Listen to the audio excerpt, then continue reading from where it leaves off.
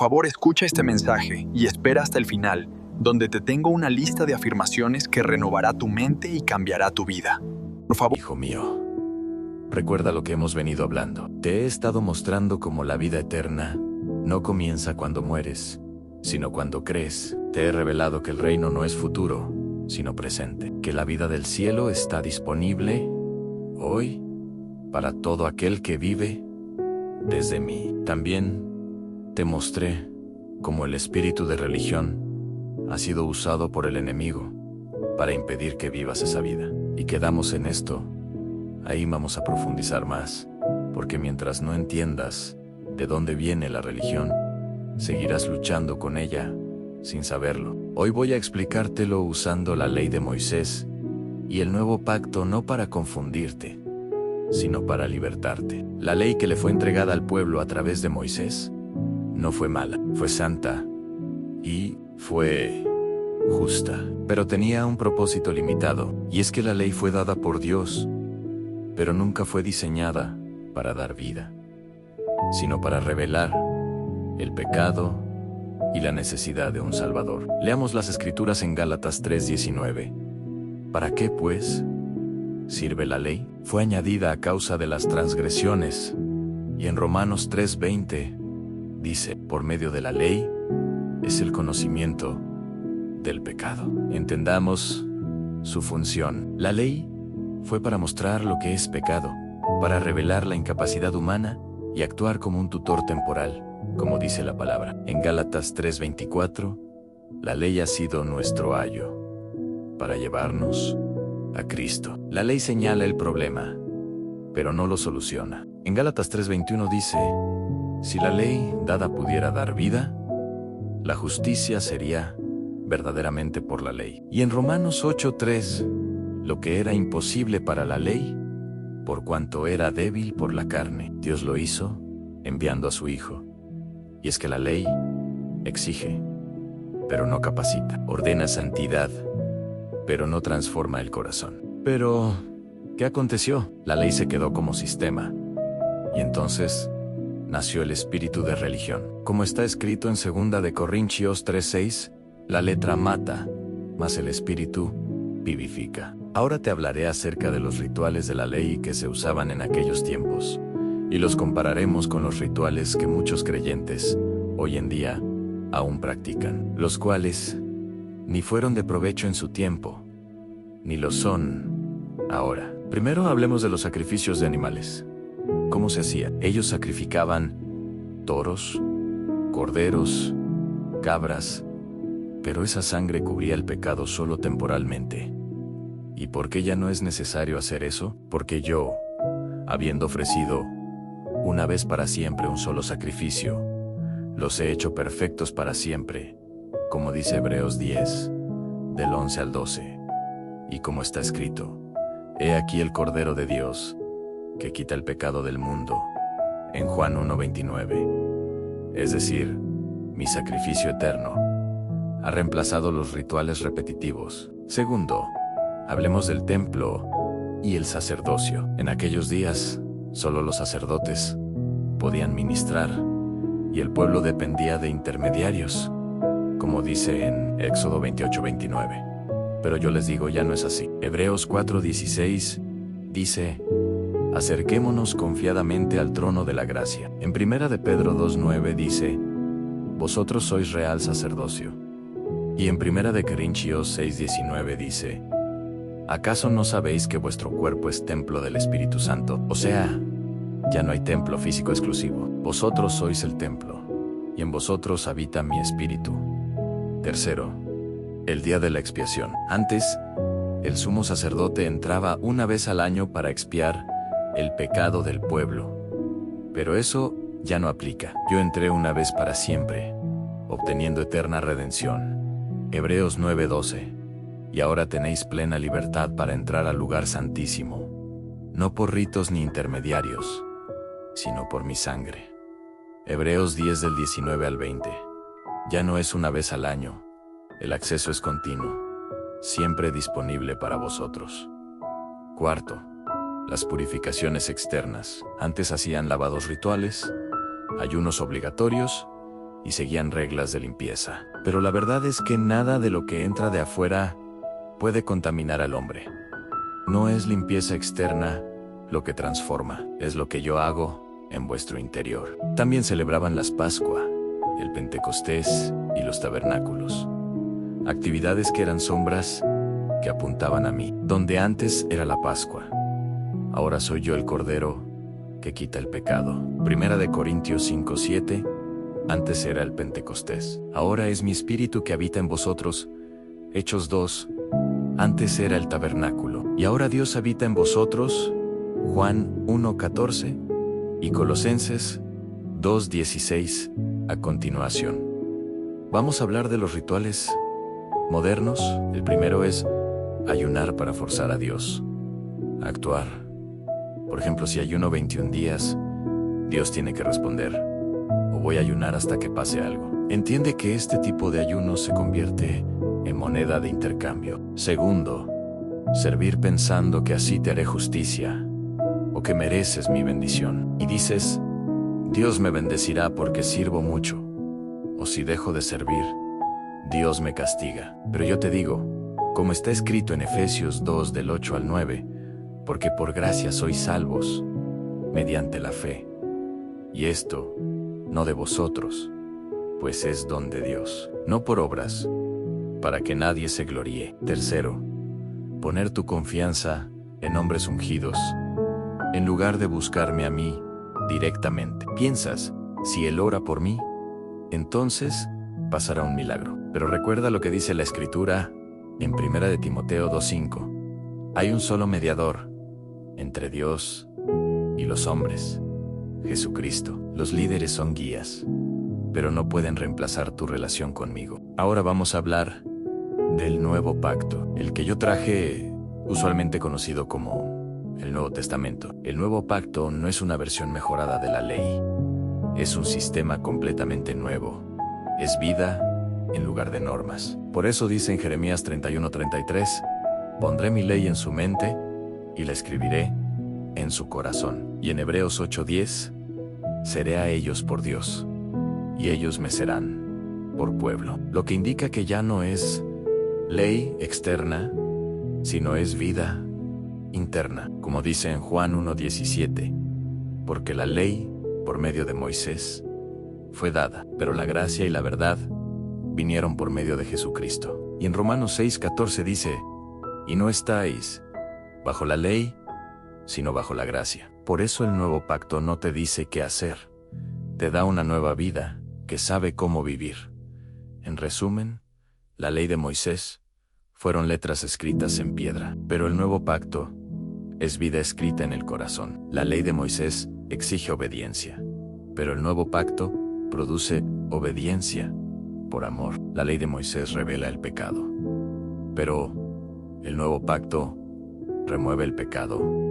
La ley de Moisés trae culpa y tristeza, pero el Nuevo Pacto trae justicia y gozo. Ley de Moisés no puede dar vida, pero el Nuevo Pacto es vida eterna. Más que quise decir en Mateo 6:33, cuando dije, mas buscad primeramente el reino de Dios y su justicia, y todas estas cosas os serán añadidas. Yo no estaba hablando de buscar una iglesia, ni aferrarse a una religión, ni practicar rituales, ni acumular actividades espirituales. Yo hablaba de un sistema, de una realidad espiritual y de una forma de vida.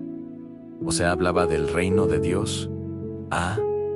¿Qué es el reino de Dios? No es un lugar ni una denominación. El reino es mi gobierno en operación, mi autoridad, moviéndose en y a través de ti. Por eso dije en Lucas 17, del 20 al 21, el reino de Dios no vendrá con advertencia, porque el reino de Dios está dentro de vosotros. Buscar el reino significa comprender cómo pienso yo, cómo gobierna Dios, cómo fluye la vida desde mí, cómo opera la autoridad y cómo se manifiesta la provisión sin esfuerzo religioso. ¿Y qué es su justicia? Aquí está la llave que la religión ha escondido. La justicia no significa portarse bien ni cumplir reglas. Justicia significa estar en la posición correcta delante de Dios, es ser aceptado en mí. La Escritura lo declara claramente en 2 de Corintios 5:21. Al que no conoció pecado, por nosotros lo hizo pecado, para que nosotros fuésemos hechos justicia de Dios en él. Observa que yo no dije, busquen portarse bien y yo les añadiré cosas, sino que dije, busquen vivir desde la conciencia de que ya son aceptados. Porque dije que todo lo demás se añade, porque en el reino la provisión no se persigue. Ella se manifiesta naturalmente. La palabra dice en Romanos 14:17, el reino de Dios no es comida ni bebida, sino justicia, paz y gozo en el Espíritu Santo. Cuando el reino gobierna, la paz, la salud, la fuerza se activa y la provisión llega. Pero muchos no experimentan esta vida. Ellos primero buscan iglesia, actividades, obras y buenas conductas. Cuando yo dije primero buscad el reino, yo les estaba mostrando la manera que yo operaba cuando estuve en la tierra. Yo no oraba para ver si el Padre quería sanar. Yo no pedía permiso al sistema religioso, ni negociaba milagros. Yo operaba desde el reino. Por eso todo me era añadido. En pocas palabras, la religión enseña a buscar cosas, pero el reino enseña a alinearse con una realidad. Cuando el reino gobierna el interior, la provisión gobierna el exterior. Pero alégrate, alma mía, y da gracias a tu Padre.